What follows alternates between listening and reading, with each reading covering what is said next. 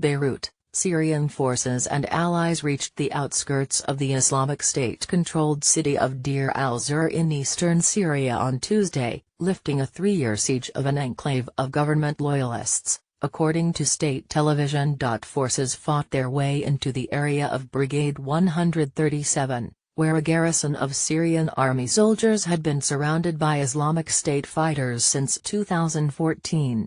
State television showed video of explosions and plumes of smoke from the desert base, and a Syrian flag raised apparently on a perimeter berm. The relief of the garrison, adjoining a small cluster of loyalist neighborhoods that have been besieged by the Islamic State, could potentially pave the way for further government gains in the eastern province of Deir al-Zour, where most of the towns and villages are under Islamic State control. The capture followed days of fierce fighting along a remote desert road in which the Syrian army, accompanied by allied militias, swiftly overran Islamic State positions.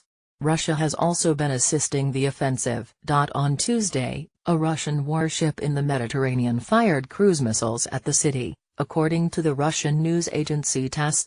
On Monday, the Russian Defense Ministry said 2 Russian military contractors were killed by Islamic State mortar fire in Deir al-Zour, but it did not say where in the province the deaths occurred. Since the capture of the Iraqi city of Mosul in July and gains made by US-backed forces in the militants' self-proclaimed capital of Raqqa in Syria, Deir al-Zour is the biggest city still under Islamic State control in both Iraq and Syria. The city became the top military priority for the government of President Bashar al-Assad after the recapture of Aleppo in December. Read more.